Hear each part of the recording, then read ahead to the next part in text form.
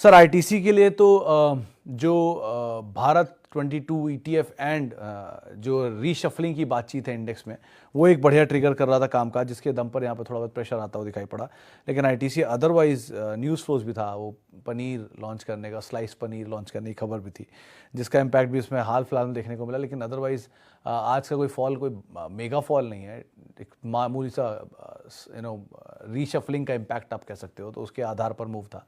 तो ऐसा कोई इतना बड़ा कंसर्न नहीं है आईटीसी की जैसे स्टेचर के हिसाब से, तो आप अकॉर्डिंगली यहाँ बने रह सकते हो, उसमें कोई दिक्कत नहीं है।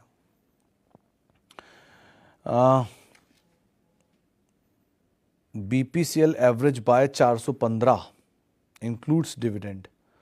तो मलिक सर इसमें बेटर है आप बने ही रहो, क्या दिक्कत है अगर आपके पास है तो, क्योंकि ये देखिए पीएसयूज़ में, ओएमसीज़ में सबसे वेल पोजीशन बीपीसीएल है। अगर बीपीसीएल को एसेट्स के अकॉर्डिंग इवेलुएट किया जाए तो इसकी वैल्यू कहीं ज़्यादा होनी चाहिए, ऑब्वियसली बात है सारी पीएसयू कंपनीज़ की।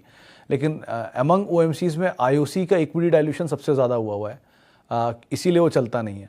लेकिन बीपीसीएल एसेट वाइज भी प्लस इसकी अपस्ट्रीम भी है, तो ये उस हिसाब से ज़्यादा वेल पोजीशन दिखती है, ज़्यादा कमांड मिलना चाहिए इसको। आपको डिविडेंड अच्छा मिल रहा है, डिविडेंड पे ऑफ्स में आगे भी कंटिन्यू करेंगे ही, तो आप बने रहिए। माना जा रहा है कि अगले क्वार्टर के नंबर अच्छे रहेंगे। कल एक रिपोर्ट भी आई थी, वो मेंशन कर रही थी कि जहाँ पर पिछले बार इन लोगों को लॉसेज हो रहे थे 5 से 7 रुपये पर लीटर के आसपास के, वो अब 5 से 7 रुपये पर लीटर के प्रॉफिट्स हो रहे हैं, अंडर रिकवरी जो थी उसमें। सो बेटर पोजीशन है इस बारी क्रूड के नीचे आने से, तो आप एटलीस्ट बने रहें। रुपया स्टेबल है, क्रूड स्टेबल है, तो बने रहना ज़्यादा बेटर है। आपके पास है तो आप आराम से होल्ड कर सकते हो, बट जो लेना चाह रहे हैं उनके लिए अगेन ये मोमेंटम में ही ट्रेड करिए। जो पुराने निवेशक हैं वो बने रहें, डिविडेंड ही मिलता रहेगा उनको तो। ओके, डी मार्ट 3597 पर 25 स्टॉक और टाटा एलेक्सी 6500 पर 10 स्टॉक, नीचे किस लेवल पर ऐड किए जाएं? देखिए डी मार्ट के केस में तो आपको ठीक लेवल मिल रहा है सुमित जी, यहाँ आप देख सकते हो। और टाटा एलेक्सी के केस में थोड़ा अब ये राइट साइज होगा या कंसोलिडेट करेगा। आज भी मेरी किसी जानकार से बात हो रही थी, तो उनसे यही मैंने पूछा कि जो एग्जॉर्बिटेंट गेन दे चुके हैं शेयर और अब नीचे आए हैं, तो इनमें क्या स्टोरी है? तो उनके बोले स्टोरी वही रहती है कि उनमें कंसोलिडेशन चलता रहेगा कुछ टाइम तक, और एक लेवल तक, मतलब 6-6 महीने, साल भर निकल जाता है कभी कभी कंसोलिडेशन में।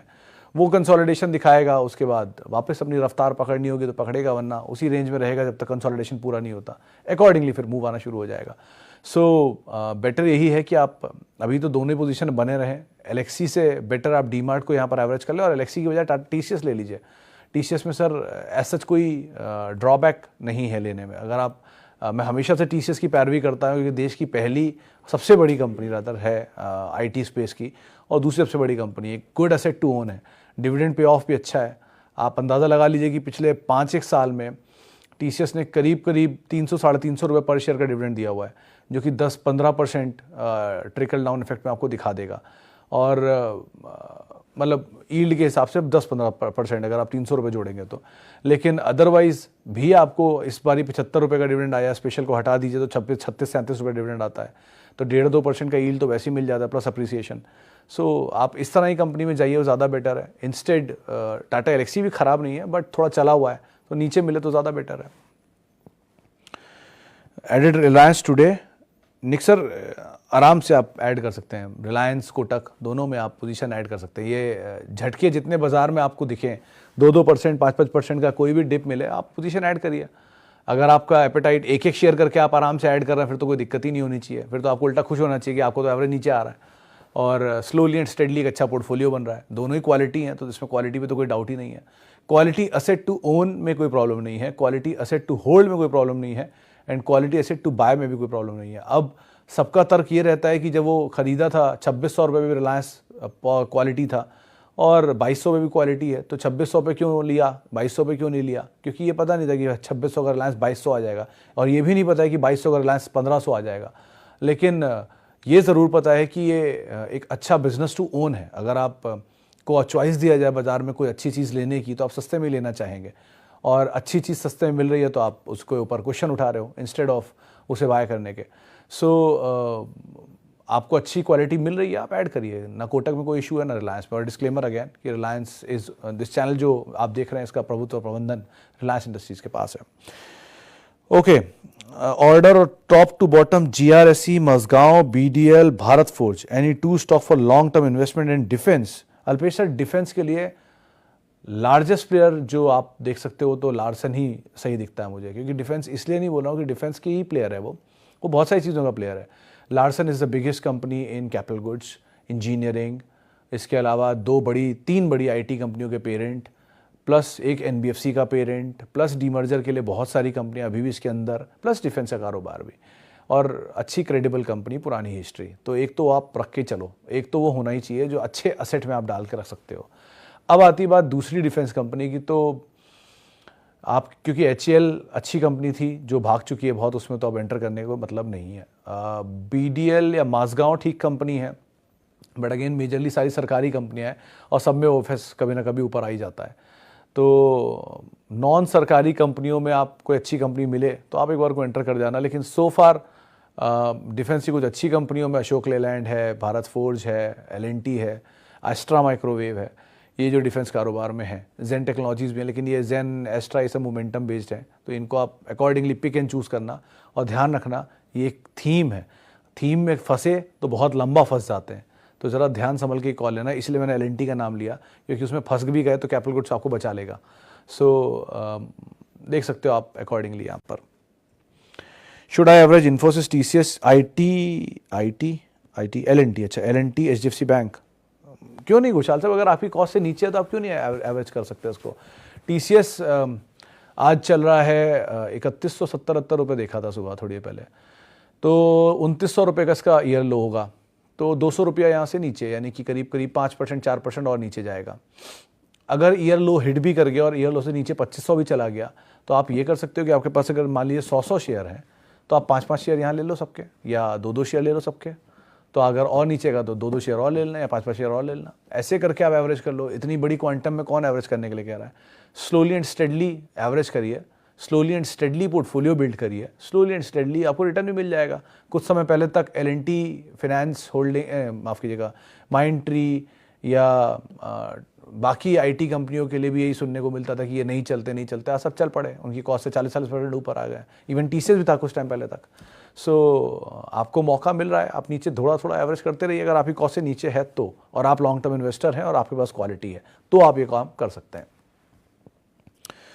Average India bulls real estate नहीं कौशिक सर, अवॉइड मत कीजिएगा।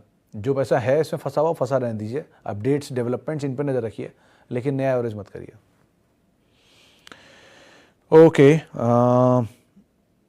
Craftsman auto for portfolio, Anil sir too early to say है, क्योंकि अभी कोई भी कंपनी, मतलब मैं आज ही एक लिस्ट बना रहा था, डेटा तो मैं बनाते ही रहता हूँ दिन भर, तो उसमें मैंने करीब 12 या 14 कंपनी आइडेंटिफाई की हैं जिनमें प्रमोटर की होल्डिंग अभी भी 75% से ऊपर है। क्राफ्टमैन उसमें नहीं है वैसे, लेकिन ज़्यादातर आईपीओ में प्रॉब्लम क्या है कि जैसे जो पतंजलि में हुआ, पतंजलि में प्रमोटर की होल्डिंग 81% थी और उसे 75% लानी थी।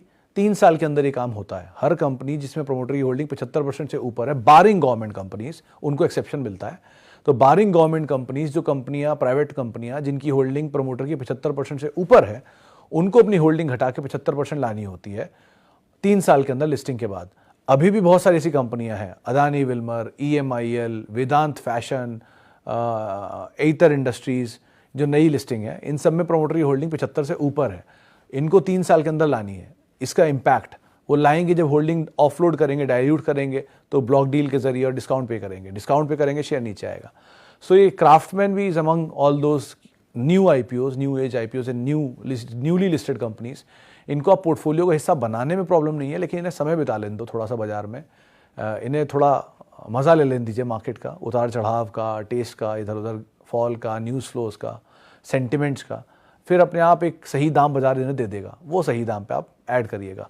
सो it's too early to say for long term investment. लेकिन आप बाकी कंपनी के बारे में अभी कुछ भी नहीं कहूँगा, क्योंकि नहीं है बिल्कुल, तो क्या ही बोलूँ। ग्लैंड के केस में हाँ, पहले ही मैं इसी प्लेटफॉर्म पे बोल चुका हूँ कि 880 या 850 या 860 रुपये की रेंज में कहीं स्टॉप लॉस रखकर आप ग्लैंड में लॉन्ग जा सकते हो, क्योंकि ग्लैंड फार्मा ऑलरेडी 4400 से टूट के 1100 रुपये दिखा चुका था। एक ही चीज़ अच्छी थी, मतलब कंसर्न रहे हैं कि चाइनीज़ प्रमोटर है, प्रमोटर ने वहाँ पर बैंक्रप्सी फाइल की थी एक बारी, ऐसी कुछ खबरें भी उठी थी। प्लस इनके नंबर्स में वीकनेस भी थी। लेकिन इन सब कंसर्न्स के बीच में अच्छी चीज़ डेट फ्री कंपनी है, प्रॉफिट मेकिंग कंपनी है। नंबर्स कमज़ोर भले ही रहे होंगे लेकिन नंबर प्रॉफिट लॉस में नहीं आया। प्रॉफिट मेकिंग कंपनी और डेट फ्री कंपनी, यानी अगर ये नहीं भी बिजनेस चला पाए तो कोई और नया एक्वायर कर लेगा इन्हें। सो ऑलरेडी सब बुरा डिस्काउंटेड ही है इसमें, तो इसलिए लग नहीं रहा कि ग्लैंड में कोई बहुत ज़्यादा डाउनसाइड है। अपसाइड तो है लेकिन डाउनसाइड नहीं दिख रहा। सो आप बने रह सकते हो ग्लैंड में। Please suggest capital goods and engineering stocks under 1000 without L&T. I already had invested in L&T. Sir ये विदाउट, ये मतलब अल्पेश सर मैं L&T के ऊपर तो चलिए नहीं टिप्पणी करूंगा, लेकिन ये 1000 के नीचे क्या कंसेप्ट है? क्यों 1000 के नीचे है, क्यों 100 के नीचे है, क्यों 200 के नीचे? Quality comes with the price. Audi के दाम पे मिलेगी, मारुति के दाम पे नहीं मिलेगी। आपको ये बात हमेशा समझनी होगी। ऑडी किसी दिन मारुति के दाम पे मिल जाए तो बात अलग है, मतलब ये नहीं कह रहा मारुति खराब है, बट लग्जरी कार किसी पैसेंजर कार के प्राइस पे नहीं मिल सकती। और अगर वो मिल रही है तो कोई अच्छा वजह ही है ना। आप खुद ही जाओ फॉर्च्यूनर खरीदने के लिए बाजार में और कोई 1 महीना चली हुई फॉर्च्यूनर आपको मिल जाए 20 लाख रुपए में, तो आप सबसे पहले पकड़ोगे। क्यों? क्योंकि आपको वो डिस्काउंट पे मिल रही है, अच्छे दाम पर मिल रही है। इसीलिए लिवाइस की जीन्स डिस्काउंट में सबसे ज़्यादा बिकती है कि लिवाइस की जीन्स डिस्काउंट में मिल रही है। सो अगर कोई अच्छी कंपनी डिस्काउंट पे मिले तो आप लीजिए। L&T किसी बुरे दौर में 1000 के आसपास आ जाए तुरंत ले लीजिए। तो आपके पास ऑलरेडी L&T भर लिया है तो कैपिटल गुड्स की अच्छी कंपनियों में आता है। ट्यूब इन्वेस्टमेंट, मेजरली सारी मल्टीनेशनल है, ABB, सीमेंस, क्यूमिंस, हिताची दूसरा वाला पावर वाला, और सीमेंस, CG पावर 3000 रुपये के नीचे है लेकिन बहुत चला हुआ है, तो थोड़ा घबराहट है उसमें इसी चीज़ की कि वो बहुत लंबी तेज़ी यहाँ से शायद ना दिखा पाएगी। 18 रुपये का शेयर 350 रुपये 350 रुपये पहुँच गया, तो थोड़ा कंसोलिडेट करके नीचे मिल जाए तो बहुत अच्छी बात है, आप उसे आराम से ले सकते हैं। लाइकवाइज एक इंगरसॉल ब्रांड होती थी वो भी बहुत भाग गई। लिंडे इंडिया अच्छी कंपनी है। श्नाइडर थी लेकिन वो भी भागी हुई है। सो कॉल आप इनमें से ही ले सकते हो। अब सब भाग गए तो उसमें गलती क्या है, क्योंकि सब तो अच्छी कंपनियां तो ऑब्वियसली भागी हैं। नया क्वालिटी पेपर अभी तक मार्केट में आया नहीं है। पिछले 5-1 साल में कोई ऐसा IPO नहीं दिख रहा जो जिसे क्वालिटी पेपर के नाम पे आप ले पाओ। आखिरी डीमार्ट ही देखा था, उसके बाद तो बाजार में शायद कोई क्वालिटी पेपर देखा नहीं। इंश्योरेंस कंपनीज हैं कुछ, लेकिन अदरवाइज ऐसा कोई एसेट नहीं दिखा जो आते ही इसको लगे कि हाँ ये पेपर लेने लायक है। सो वेट एंड वॉच, कोई बढ़िया चीज़ नीचे मिल जाए तो ले लीजिए। और ज़रूरी नहीं है कि हमेशा आपको बाजार में कुछ लेना ही है, कभी कभी नहीं लेना भी सही रहता है। बैठे रहिए शांति से, कहीं भागा थोड़ा ना जा रहा है, बाद में नीचे मिल जाता है ले लीजिएगा। यदि CAGR कोई स्टॉक 20 का देता है तो कोई वो स्टॉक पर ईयर 20% रिटर्न देगा क्या? सर CAGR होता है कंपाउंडेड एनुअल ग्रोथ रेट। इसका मतलब है हर साल कंपाउंडेड ग्रोथ रेट उसकी 20% की आती है। ये एग्जाम्पल दे देता हूँ। 1200 रुपये का TCS, ये इसलिए याद है आज ही करा है, 1200 रुपये का TCS 3200 रुपया हो गया, करीब करीब 150% इसने इस ड्यूरेशन में एब्सोल्यूट रिटर्न दिया है। ये है 5 साल में, सन 2017 से लेके अब तक। इसको जब आप पिछले 5-1 साल में CAGR के हिसाब से देखेंगे तो ये 20.35% की CAGR से ग्रो हुआ है, 20% की CAGR से बढ़ा है। ये स्टॉक मार्केट का शेयर प्राइस है। प्रॉफिटेबिलिटी इस ड्यूरेशन में सिर्फ 8% CAGR से बढ़ी है। तो ज़रूरी नहीं है कि प्रॉफिटेबिलिटी की मैच स्टॉक प्राइस की मैच होती हुई दिखाई पड़े एक ड्यूरेशन में। हो सकता है TCS ने इससे पहले और बड़ा मूव दिखा दिया हो, इसीलिए TCS का प्राइस का जो मूव है, मुनाफे का जो मूव है वो कम इसलिए है कि हो सकता है आगे प्रॉफिट अच्छा आ रहा है या पीछे प्रॉफिट अच्छा हो, लेकिन स्टॉक प्राइस ने रिएक्ट कर दिया हो पहले से, वो बाद में रिएक्ट ना करे या नीचे आ जाए।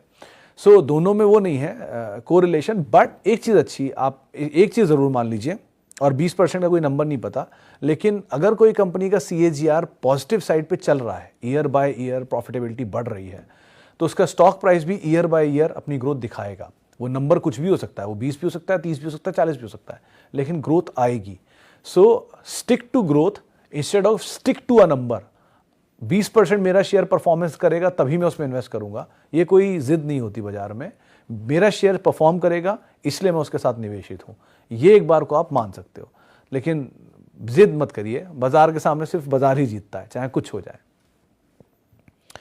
Best quality stock of Marico, Dabur, Emami, Godrej, Tata consumer. Tata consumer, Dabur, ये दो आप हमेशा पहली प्रेफरेंस में देख सकते हो। अगेन HUL एंड ITC दो और नाम है जो कि FMCG के वन ऑफ द मेजर या जाइंट कंपनीज हैं, इनको भी आप ऑब्वियसली देखिएगा। जुबिलेंट फूड 450, आप अगर 400 रुपये आ जाए प्रसन्नता साहब तो आप फर्दर ऐड कर सकते हो। It's quality company to own और बहुत बीटन डाउन भी है। तो यहाँ बहुत ज़्यादा डाउनसाइड तो नहीं दिखता। अब इस बाज़ार में इतनी बिकवाली के बाद कई मिड कैप में शायद डाउनसाइड ना भी ज़्यादा दिखाई पड़े। जुबिलेंट ग्रुप वैसे भी 3 दिन में काफ़ी बज़ है। जुबिलेंट फूड चल चुका, इनग्रेविया चल चुका, फार्मोवा चल चुका, तो रिसेंटली 3 दिनों में 3-4 शेयरों में हलचल आनी शुरू हुई है। सो अगर आपके पास है तो आप बने रहो, नीचे मिल जाए तो आप ऐड कर लो। Procter and Gamble H sir Manoj ji मैं कंफ्यूज हो जाता हूँ इसमें। प्रॉक्टर एंड गैम्बल 16,000 वाला या 6,000 वाला, दोनों में से अगर हेल्थ एंड हाइजीन है तो मेरे ख्याल से Procter and Gamble health and hygiene 16,000 वाला ही है। 16,000 वाला बहुत ज़्यादा भागा हुआ और बहुत लो इक्विटी का शेयर है, फंसने के चांसेस ज़्यादा होते हैं उसमें। वो पहले जब 2-2.5 हज़ार रुपये था तब एक बार को मैं ट्रैक करता था, अब तो इतना भाग गया, तो उस समय तो डिविडेंड भी अच्छा देता था, पता नहीं। प्रॉक्टर एंड गैम्बल दूसरा वाला जो मर्क प्रॉक्टर एंड गैम्बल बना है, उसका डिविडेंड पे ऑफ अच्छा है कंपेरेटिवली दोनों के, तो आप एक बार को उसको भी देख सकते हो। लेकिन एफएमसीजी में ये लो इक्विटी वाले शेयर है, इनका एक ही फ़ायदा है कि ये टूटते कम है, क्योंकि प्रमोटर फॉरेनर है, एमएनसी प्रमोटर है, इंडिया वो इक्विटी छोड़ेंगे नहीं, डीलिस्टिंग कैंडिडेट होते हैं हमेशा।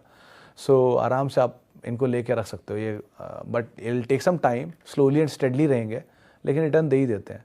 ऐसे कम ही शेयर होते हैं जो रिटर्न ना दें इस तरह के स्टॉक में, वरना डिविडेंड देते रहेंगे with time. So they are good and quality asset to own, both Procter and Gamble 16,000 वाला भी एंड 6,000 वाला है, 8,000 वाला भी, आप दोनों को देख सकते हो, ऐसा इशू नहीं है। मेरे ख्याल से मर्क ज़्यादा टूटा है हाल में फार्मा के फॉल में, तो उसको आप पहली प्रेफरेंस दे सकते हो।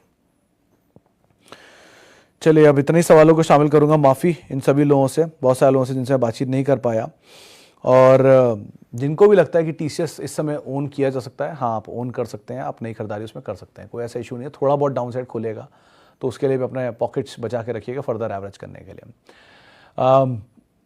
आप मेरे साथ जुड़ सकते हैं @सुमित रिसर्च, मेरा ट्विटर हैंडल है। आपसे मुलाकात होगी अगले हफ्ते, और तब तक के लिए आप किसी भी निवेश से पहले अपने वित्तीय सलाहकार की राय ज़रूर ले लें। नमस्कार।